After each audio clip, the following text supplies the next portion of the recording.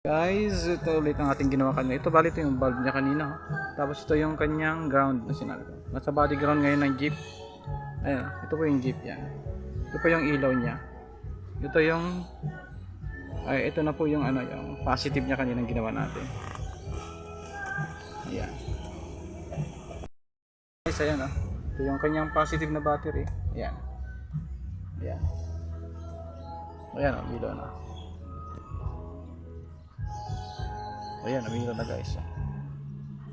24 volts po yan. Kung gusto nyo ng 12 volts sa mga kotse, pwede po yan. Papalitan nyo lang ng bulb na 12 volts.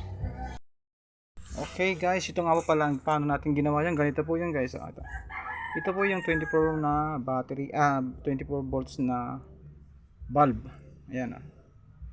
Ito po yung pangkaraniwang ginagamit sa mga jeep. 24 volts. Ayan. Ito po yun. Ito yun, kinabit natin. Ito po yung kanyang ground. Nalagyan nyo po ito ng wire. Kahit anong klaseng wire pa. Kung may bibili po kayong socket, yung socket bulb, nasasakyan mas maganda.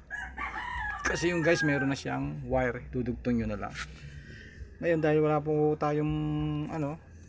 tayong nabiling socket kanina anong alanganing araw, nag-DIY na lang po tayo. May panghinang naman po tayo. Saka hindi naman po masyadong ginagamit, pang emergency lamang po.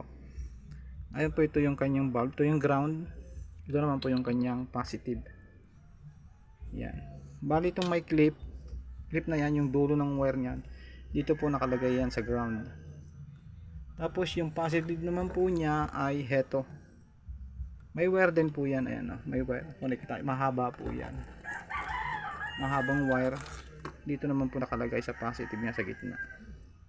Yan. Kaya mangyayari ganito po. Kung meron po kayong makikita na telephone wire, mas maganda po. Kasi ang telephone wire, ganito po mangyayari yan. Ayan. Ito po yung ground. Yung positive po niya, may wire po yan na isa. Yun na rin po ang gagamitin niya. Dito. Para na hindi siya mahaba masyado. Yan. Okay guys. Sa pala, meron din tayo ditong test light para sa AC. Yan. Ayan o.